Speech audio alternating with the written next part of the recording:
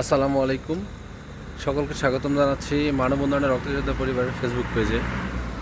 আজকে আমরা মানবতার পরিবহন বিপ্লব ভাইয়ের মানবতার পরিবহন নিয়ে আমরা দারুস সালাম ক্লিনিকের সামনে হাজির হয়েছি একজন অসহায় রোগীর জন্য। সকলে দোয়া রাখবেন মানববন্ধনের রক্তযোদ্ধা পরিবারের জন্য, যাতে আমরা সর্বদাই এভাবেই রাত বিরিত অসহায় দারিদ্র মানুষের পাশে থাকতে পারি এবং যেখানে অসহায় দারিদ্র মানুষ সেখানে যেন মানব উন্নয়ন ও রক্তযোদ্ধার পরিবার থাকতে পারে। এবং অসংখ্য ধন্যবাদ জানাচ্ছি এই মানবিক ভাইগুলোকে, যারা সর্বদা মানবিক কাজের জন্য দিন নাই রাত নাই আমরা ছুটে চলেছি মানব উন্নয়ন রক্তযোদ্ধা পরিবারের পক্ষ থেকে। এবং আপনারা যদি আমাদের পাশে থাকেন, অবশ্যই আমরা সামনে আরও ভালো কিছু করার সিদ্ধান্ত নিব।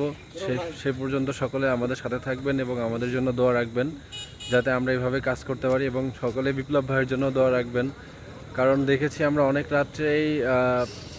রাত্রের বেলাও এই পিরিজপুর রোডের অবস্থা অনেক সময় অনেক খারাপ। চুরি ডাকাতির মধ্যেও সে মানবিক কার্যক্রম কখনো ছেড়ে যায়নি। এই রাত্রেও সে তার মানবিক পরিবহন নিয়ে চলে আসে আমাদের মেহেরপুরের সদরে বিভিন্ন রোগীকে ব্লাড দেওয়ার উদ্দেশ্যে।